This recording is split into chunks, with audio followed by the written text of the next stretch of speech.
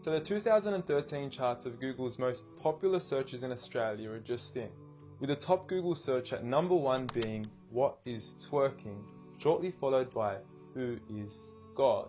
Now, on saying this, I don't think you have to be a genius to figure out which of the two questions is more important to be asking Google. I mean, one could potentially explain the reality of our existence, while the other would potentially leave us scarred for the remainder of our existence.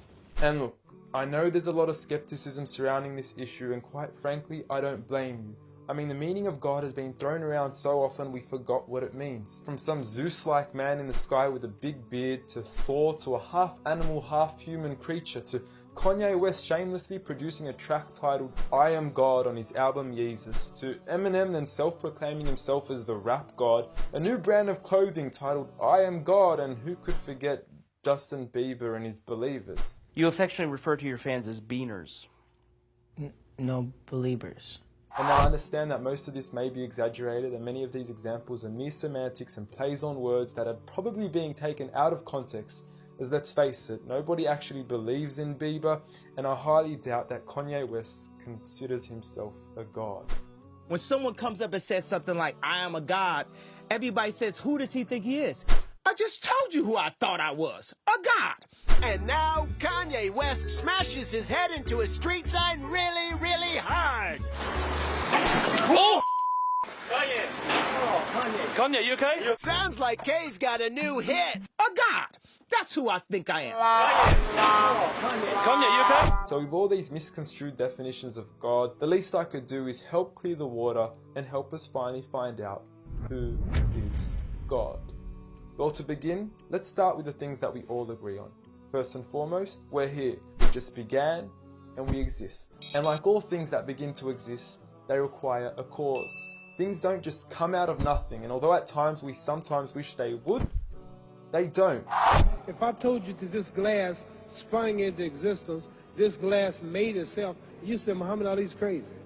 So in saying that, knowing the cause of us is crucial to understanding who God is. Although we are able to explain that we did have a beginning, as many leading cosmologists have affirmed, we are still left unanswered as to what was the cause of our beginning.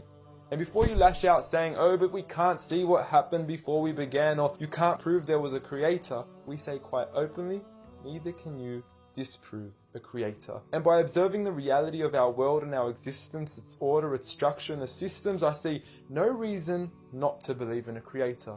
But then one may ask, where did this creator come from? What was the cause of him? And it will go on forever and ever, which would most probably lead to us never have ever been created. So for God to exist, he must exist without a beginning, therefore not requiring a cause, making him eternal. He should also be transcendent from his creation and not bound by any of the realms he had created, whether it is time, space, or matter. For instance, when Steve Jobs makes an iPhone, he doesn't become the iPhone, he is separate. And of course we could also argue that he is one. This makes the most sense, and it would also avoid any potential conflict between two disputing all-powerful gods with conflicting interests. But we still don't know which God is he. Are you Zeus? Are you Thor? Are you Yahweh? Well, if you agree with everything I've said up until now, you will realize that each of these gods don't fit into our established criteria of who God is. They are all created beings, they are not eternal, they have not created anything, they are dependent, and they require sleep, rest, oxygen, and food. So who is the one and only true God? I present to you a God who is one and only, eternal, exists without a beginning, who was uncreated, requiring no cause for himself, yet being the absolute cause and creator of everything else. Allah. A simple definition of God that is logical and rational. There is nothing like him, no man, no creature, nothing imaginable. He is the one who is perfect, although I don't like using the word perfect because our understanding of perfection would never encompass his true essence. He is in control of everything, whereby nothing can harm us unless he wills it. He is the all-knowing, the all-hearing, and unlike our friend Kanye, he is the all-seeing. Many of us would then argue that although these verses do provide a logical and sound concept of God, how do we know that these words are indeed the words of God? Well, first and foremost, the Quran isn't just any book. It was revealed over 1400 years ago as direct revelation from God to the final prophet Muhammad, peace be upon him, and was sent as the most eloquent piece of literature to before mankind. Revealed at a time where poetry was rife and to a population housing the best of poets, only to leave them speechless and at a loss for words. Now what is important to note is that the Quran doesn't fit in any of the known classes of poetry nor prose. Rather, it is a fusion of both that even to this day shape the hearts of Muslims and non-Muslims alike. It's almost trance-like. I mean, you can hear it's very euphonic. I mean, there's a lot of internal rhyme and end rhyme, and the rhythm is not predictable, and it's beautiful. Even to this day, the Quran remains incomparable and stuns humanity with its accurate references to science and history, from accurate descriptions of the human embryo to historically accurate references to the different rulers in the different Egyptian dynasties. And no matter how many times people will try to discredit the Quran on its authenticity, it remains standing. Will you please, at the very next science lesson, get some salt water, get some fresh water, and mix them and see what happens? The Quran says 2 seas, not 2 cups of water. And to those that doubt it is from God, the challenge is simple. Bring forth something that can compare. And now, although this challenge has been attempted multiple times throughout the past, history has witnessed that no man has been able to rival the Quran. But does this challenge still apply today? Well, we could surely put it to the test, and who better to choose than the self-proclaimed rap god. Call yourself the rap god. Eminem, dubbed the best of his time, being incomparable with anyone in his league. The last thing the world needs is another me. Now if we compare the works of Allah with the works of Eminem, we are left with this. Lickety gibbity hippity hip hop, rappity rap, packing a mac in the back of the act, pack back, rap, yak, yakety yak yak at the exact same time I attempt these lyrical acrobat stunts. Look, content-wise, I don't know. However, we can't deny that lyrically he is impressive. He has rhythm, rhyme, style, alliteration and assonance. A short video online even indicates that in one of his songs he almost made every second to third word rhyme. But how does he compare with the Quran's smallest chapter of 3 verses, Surah Al-Kawthar?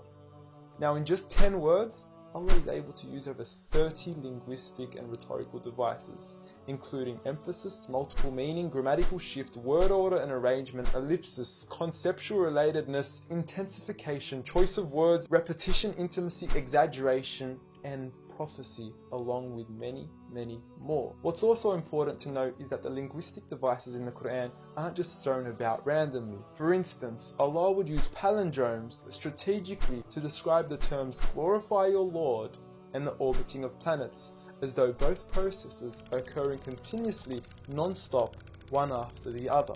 The shortest chapter in the Quran also contains a rhetorical device that no one can compete against nor replicate: prophecy. At the end of the first verse, Allah promises Muhammad, peace be upon him, that he would be given abundant good, at a time when he was at one of the lowest points of his life, with a small amount of followers and low social status. He had even just lost his son, and his enemies were taunting him with cut-off lineage and progeny, yet Allah was promising him abundant good at this time. Such was the prophecy of the Quran, and we certainly indeed see its fulfillment today. With the Quran being the most recited, memorized and practiced book across the entire world, with over 1.6 billion followers today from all walks of life.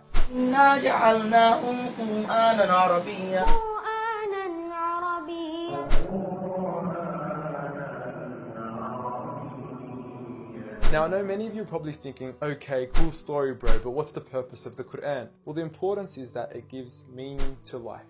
From our overall purpose of existence to why we're here and what happens once we die. God teaches us that each and every single one of us is being tested. We weren't created for mere play, we were created with a purpose, and that is to be obedient to God and His rules. Those who believe, there is reward, and those that don't and are arrogant, there is a punishment. And look, I apologize for trying to squeeze all this into one small video, but I've given you everything you need to know who God is and why we are here. So read.